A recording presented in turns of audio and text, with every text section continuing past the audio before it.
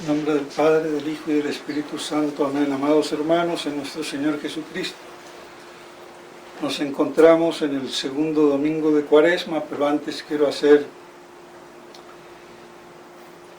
una mención a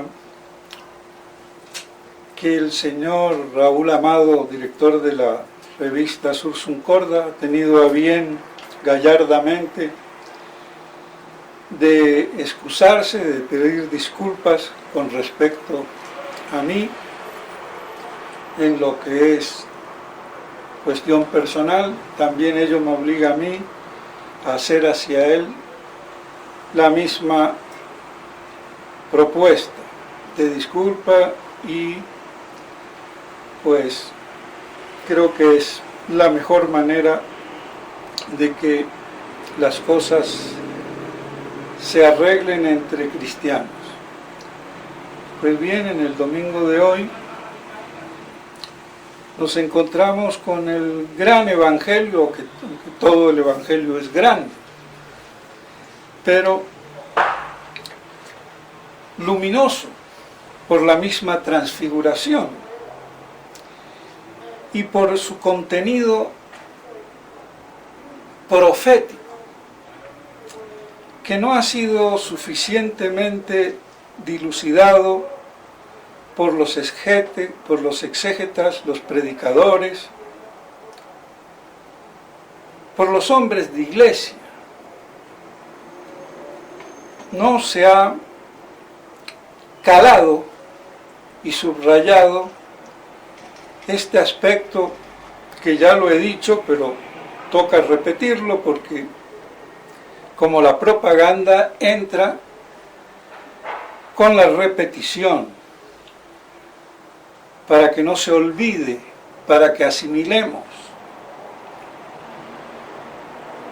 La transfiguración fue la gran manifestación de nuestro Señor que hizo a sus apóstoles en un contexto que hay que tener presente. Después de él anunciar su pasión,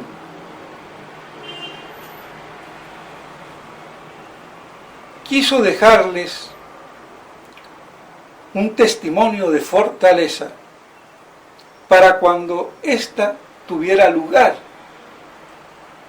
Debemos de recordarnos que los apóstoles no entendían ese lenguaje cuando él les habla de su pasión y muerte. No le entraba en la cabeza cómo el Mesías, el Rey, el ungido, el hombre, el Hijo del Hombre, que es Rey. En la cruz dice INRI, Jesus Nazarenum Rex Judiorum, Rey de los judíos, no de los chinos, de los japoneses, ni de los lunáticos, ni de los marcianos,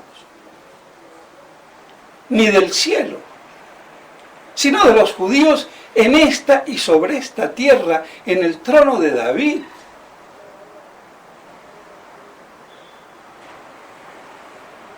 Y de hecho vemos que nuestro Señor no reinó sobre los judíos.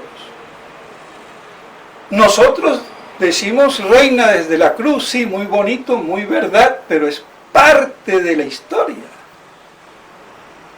Reinará sobre los cristianos cuando mucho desde la cruz no reina sobre los judíos. No se cumple el título de rey de los judíos. Hay que tenerlo muy presente y en cuenta. Entonces nuestro Señor, justo después de anunciar la pasión, 6 o 8 días antes,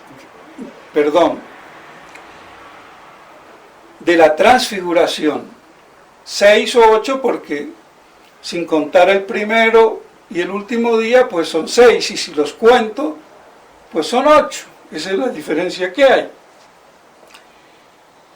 De la transfiguración,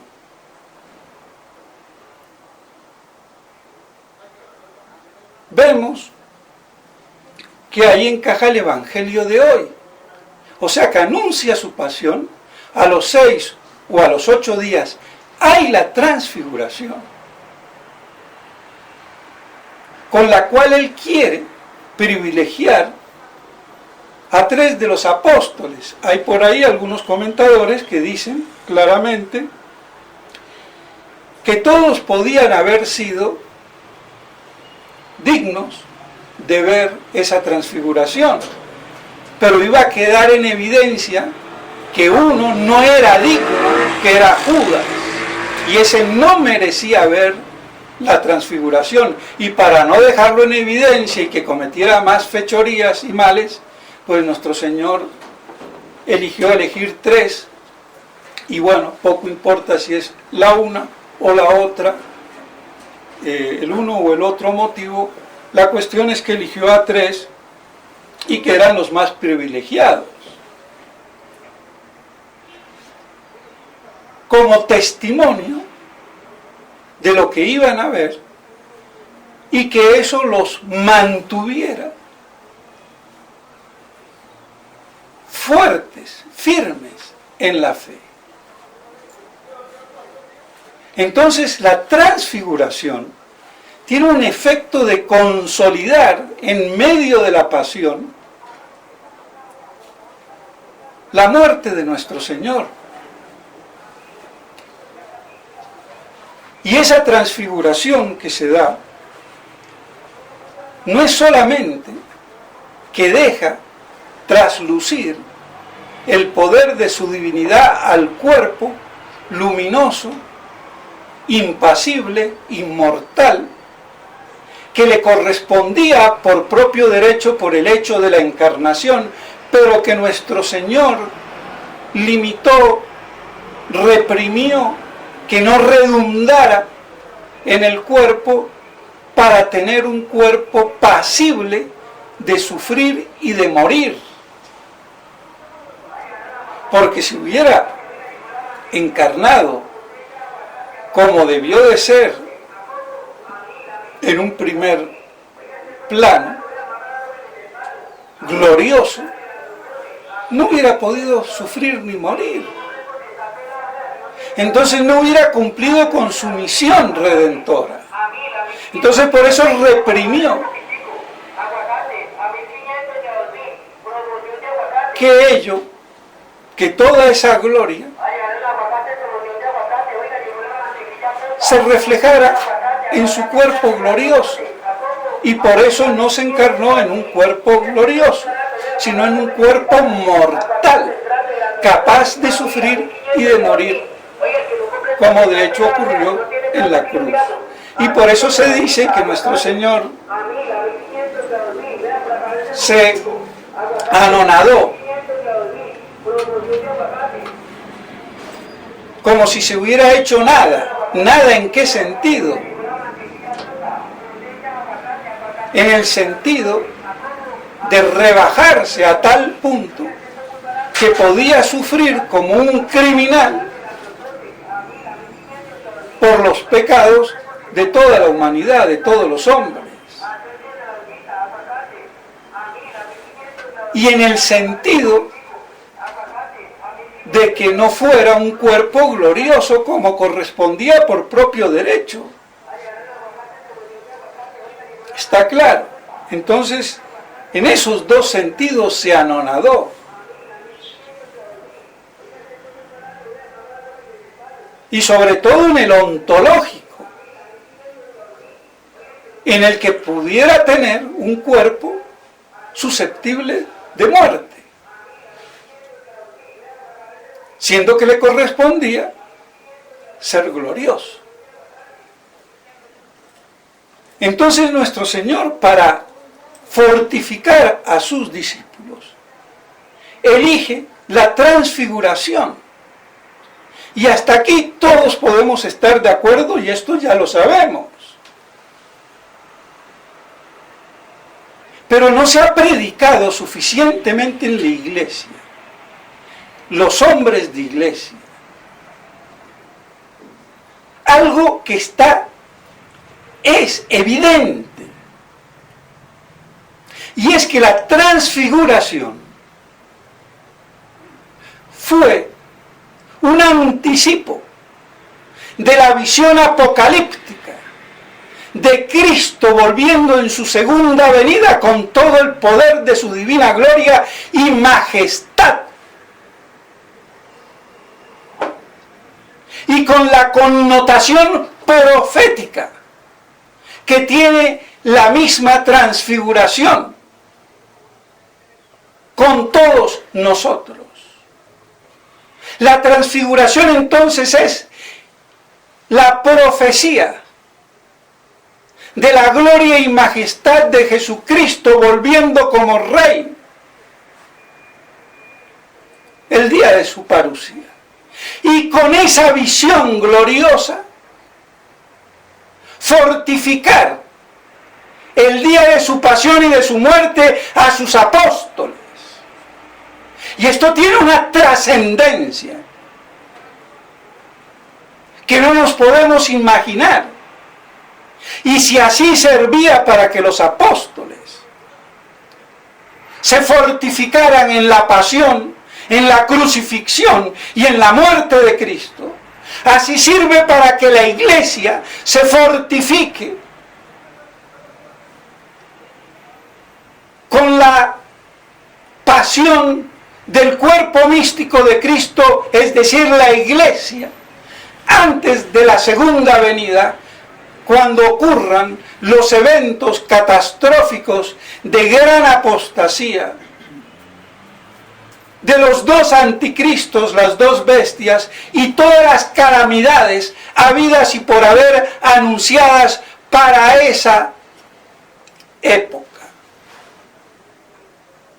Entonces tiene una trascendentalidad que no se ha visto, ni se ha mucho menos predicado en la Iglesia, y que hoy es urgente, eminente y absoluto predicarla, para que nos mantengamos firmes en esta segunda crucifixión apocalíptica de la Iglesia, donde ya queda solamente un pequeño rebaño fiel, prácticamente sin pastores. Esa es la triste situación. Sin vocaciones, porque aunque haya vocaciones, ¿a dónde se las manda? Ya no se las puede mandar a ninguna parte. Quedaba el seminario de la fraternidad, pero se han torcido. Es la única que garantiza la sucesión del orden, porque los demás obispos, fuera de los que consagró y sus sucesores, Monseñor Lefebvre y Castromayer, no hay evidencia, certeza de la ordenación, ni episcopal ni sacerdotal. Eso debe de quedar claro. Por eso todos los tusistas quedan automáticamente descalificados. Entonces, ¿a dónde se mandan las vocaciones? A ninguna parte. No hay a dónde.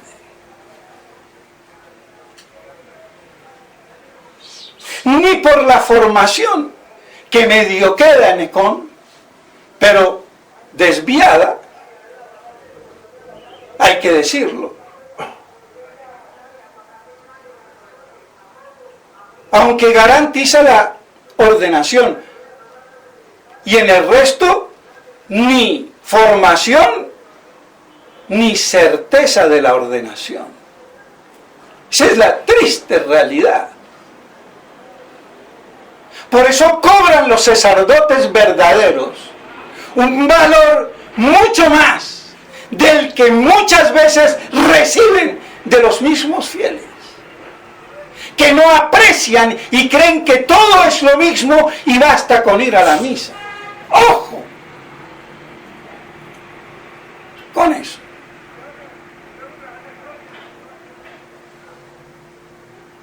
Pero bueno, entonces, ese aspecto o doble aspecto de la transfiguración prácticamente no se ha visto, es desconocido. no se ha predicado en 2000 años de manera permanente. Si es que alguna vez se predicó así, y si fue tal, se olvidó. Que es una anticipación para los tres privilegiados que vieron con sus propios ojos esa manifestación y la profecía de la segunda venida para todos nosotros. Ahora, ¿por qué yo digo que es apocalíptica? Porque las Escrituras así lo dicen. Y si lo dicen, ¿por qué el clero no lo dice? Porque ya sabemos lo que pasa. Pero es que ni en la Edad Media tampoco, y bueno, ¿qué quiere? Santo Tomás, por lo menos, trae en su Catena Áurea, que es una recopilación, como una enciclopedia, de los mejores comentarios que él tenía a su alcance, y los refunde allí. Y nos trae, por suerte, para probar lo que digo, que no me lo invento, que Teofilacto, un obispo de la Edad Media, del año 1000, alrededor por ahí, griego, es el que sale en el comentario y que ya lo conocen. Porque esto que estoy diciendo no es nuevo, pero se los recuerdo. En la Catena Áurea, en el comentario a San Marcos, capítulo 8, entre los versículos 34 y 39, el comentario de Teofilacto, queriendo manifestar que no prometía en vano cuando habló de su gloria, añade: en verdad os digo que algunos de los que aquí están, etcétera, que es como si dijeran algunos, esto es Pedro, Santiago y Juan, no morirán hasta que les muestre en la transfiguración cuánta gloria ha de acompañarme en mi segunda venida. La transfiguración no era pues otra cosa sino la profecía de la segunda venida, en la cual brillarán el mismo Cristo y los santos. Y esto pasa desconocido, desapercibido. Menos mal que Monseñor Straubinger, y que fue a través de él que yo lo sé, y comencé a buscar y encontré este texto, gracias a Dios, para demostrar que sí es parte de la exégesis milenaria de la Iglesia. Otra cosa es que no lo sepamos.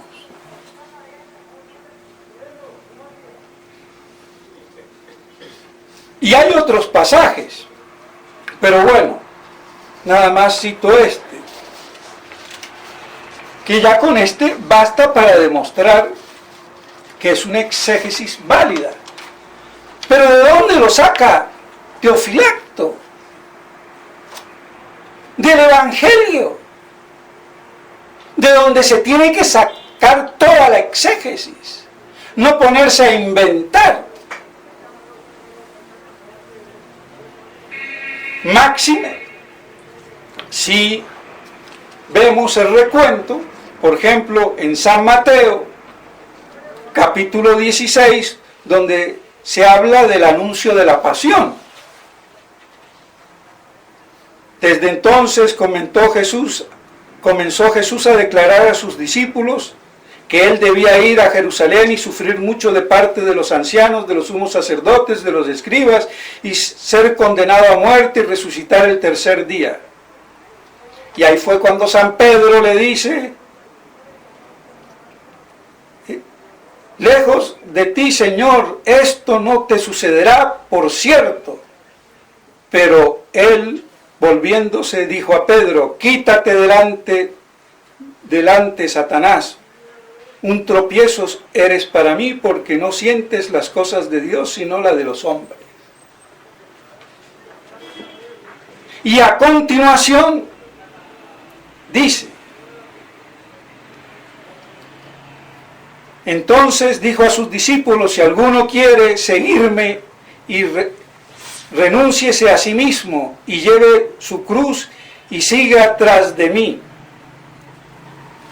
Y me salto 2 versículos, y en el 27, porque el Hijo del Hombre ha de venir en la gloria de su Padre con sus ángeles, y entonces dará a cada uno según sus obras. En verdad os digo, algunos de los que están aquí no gustarán la muerte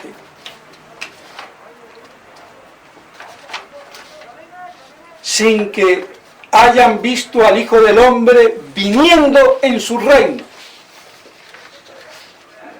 Está claro. Viniendo en su reino. La parusía. Y a continuación,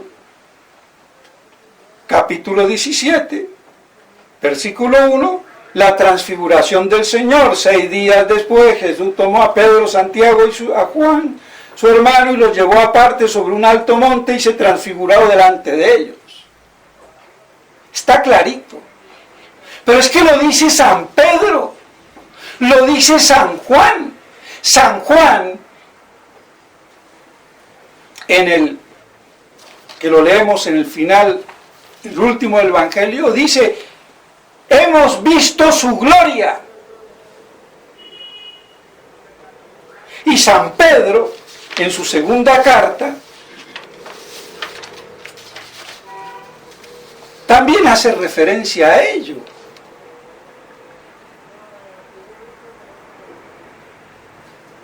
Segunda carta de San Pedro, capítulo 1, versículo 16. Porque no os hemos dado a conocer el poder y la parusía de nuestro Señor Jesucristo según fábulas, inventadas, sino como testigos oculares, que fuimos de su majestad, pues Él recibió de Dios Padre honor y gloria cuando la gloria majestuosísima le fue enviada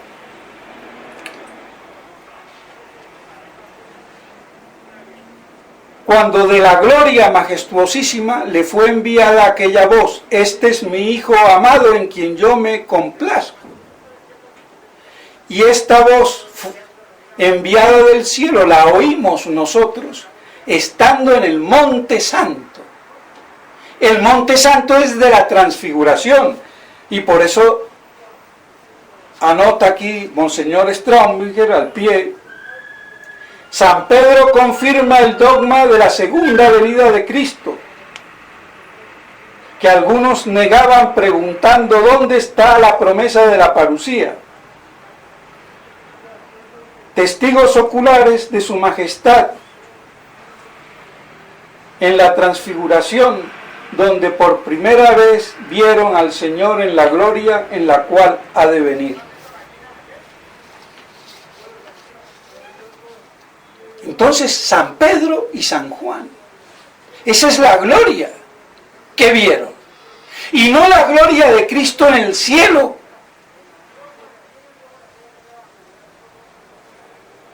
sino viniendo del cielo con todo el poder de su divina majestad, que viene a su reino.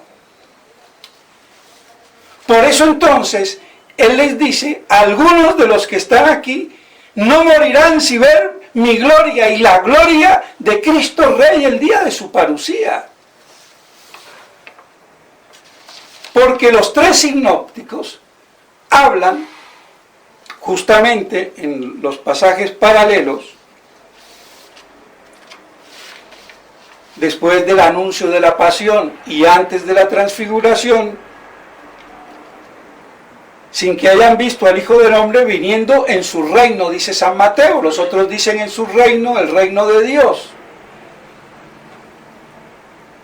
Y aquí San Mateo dice su reino. porque podemos decir el reino de Dios Padre allá en el cielo y Santas Pascuas. No, es el reino de Cristo, que es el reino de Dios, pero como Cristo es hombre, entonces es como su reino terrestre aquí en la tierra y no en el cielo, porque Él se hizo hombre en esta tierra y lleva el INRI, rey de los judíos, y tiene que reinar sobre los judíos, y hasta ahora desde la cruz no reina sobre los judíos, es evidente. Así que esa interpretación vale, pero se queda miope, corta, nos guste o no nos guste. Por eso se tiene que dar el cumplimiento del INRI, rey de los judíos, una vez convertidos, y que sean el Israel de Dios, y no solamente el Israel carnal, que ha sido réprobo. A ver si me entienden. Aunque de esto quizás saben más los judíos que nosotros, porque a su modo ellos todavía lo esperan, y los católicos no. No hay ningún judío que niegue esto. Y en cambio sí hay católicos que lo hacen. ¿Quién está peor o quién está mejor? Aunque después se equivoquen en el cómo se va a dar.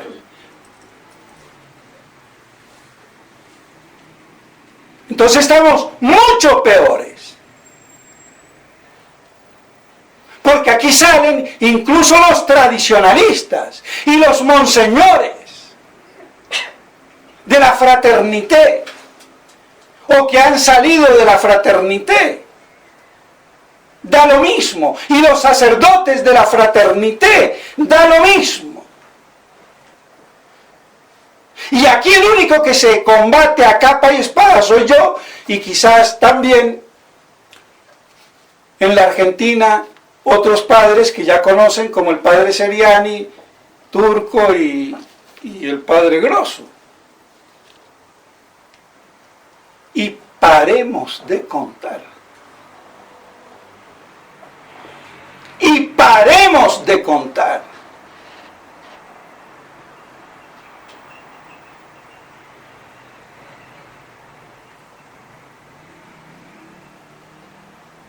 Y esta es la decadencia de la tradición.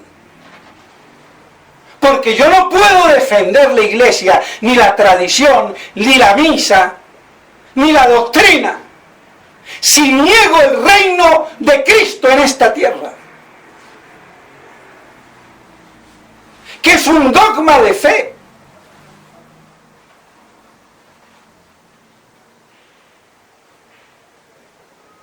Lo que se discuten es el cómo, y malentendido después con los equívocos de milenarismo, que mitigado, que herético y que patrístico, que es el único milenarismo que siempre ha existido y que existe, porque lo demás son desviaciones de la verdad primigenia. Ahora, que esto no se haya visto en la iglesia, pues no es mi problema. Pero así nos va con la exégesis, y aún la exégesis medieval. Pero ya es hora que veamos las cosas con los textos en la mano. Y por encima de cualquier exégeta está San Pedro y San Juan.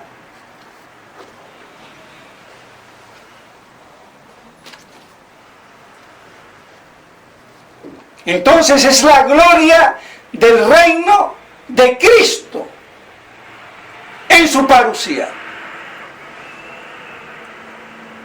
Por eso dice Teofilacto que es la profecía, entonces, de la segunda venida.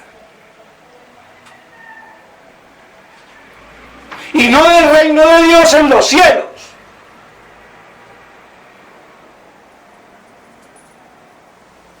Ni a la diestra del Padre. Aunque aquí está también el Padre con la voz en el monte: este es mi Hijo bien amado. Y con los dos testigos, uno Moisés, la ley, y el otro Elías, las profecías. ¿Y qué hace ahí un profeta? Porque la transfiguración es también una profecía que los iba a consolidar a ellos, teniendo esa anticipación, para que no claudicaran, y así todo Pedro lo negó. Así que no nos extrañemos qué pasa con los papas y de ahí para abajo. Ahora yo me imagino lo terrible que debe de ser para los hombres de iglesia con esto. Yo me considero un privilegiado por haberme permitido la divina providencia llegar a esto y poderlo decir y defender y morir por esto.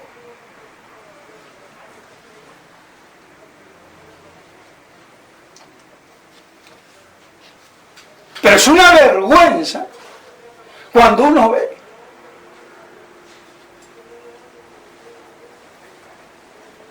¿qué vamos a hacer? ¿Dónde está San Agustín? ¿Dónde está Santo Tomás? Bueno, porque esto había que haberlo visto siempre. Pero hoy ya es imperativo categórico, a lo marciano, a rajatabla, porque no queda otra. Es la única bienaventurada esperanza que nos queda de San Pablo. ¿Qué nos va a mantener en esta hecatombe apocalíptica y encima con chichavirus? No puede ser otra cosa que la parusía, la gloriosa manifestación de la majestad gloriosa de Cristo Rey viniendo a rescatar a su iglesia convertida, reducida a un pequeño rebaño fiel sin pastores que lo dirijan, sin jerarquía legítima, sin papa legítimo. A ver si nos entendemos. Y por eso tontunamente los imbéciles niegan que el Papa pueda caer en herejía. Tanto los sedevacantistas a lo bruto, viscerales y fedeístas, como los del contrario. Y ya les leí el domingo pasado lo que dice San Francisco de Sales: un papa puede caer en herejía, y si cae ipso facto pierde su cargo.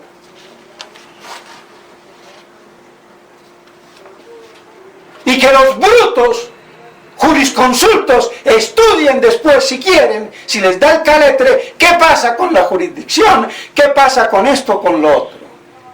Que todo tiene solución en la iglesia. Otra cosa es que no lo sepan estos sabiondos,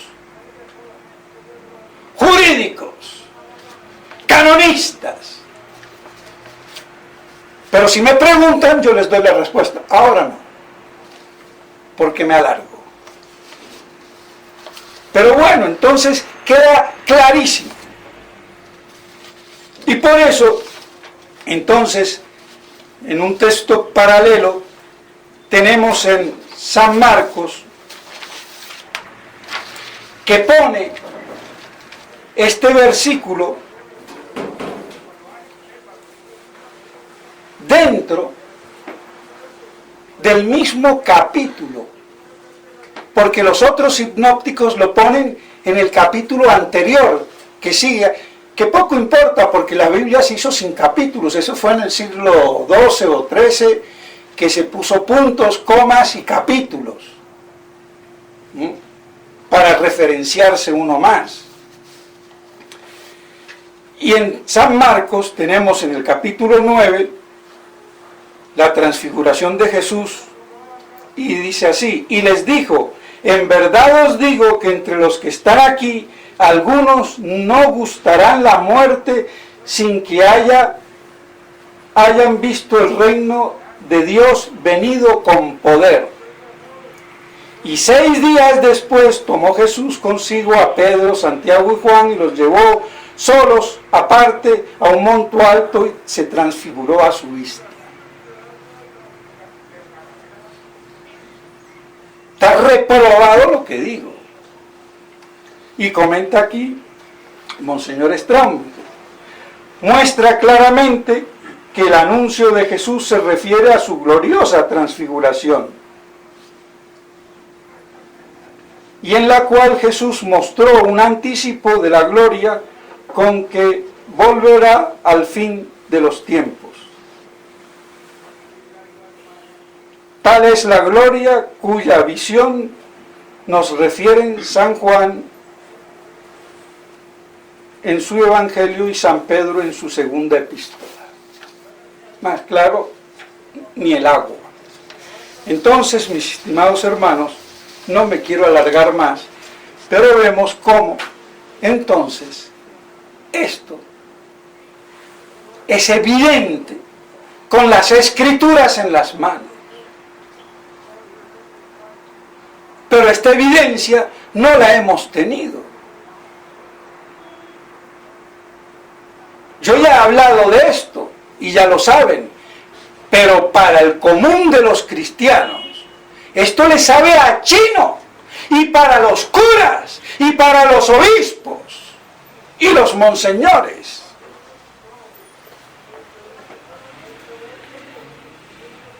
Vayan a cualquier curita de la fraternité a ver qué les dice. A cualquier obispo de la fraternité, de los que están ahora y de los que se salieron. Es que ninguno.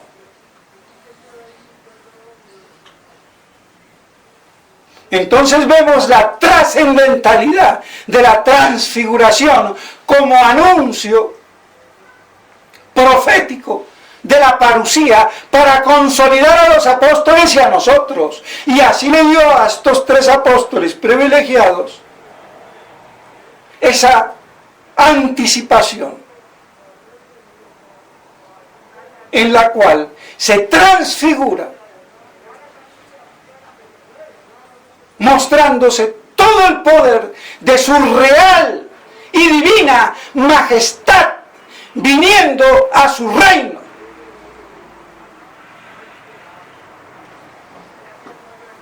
Y se acabó.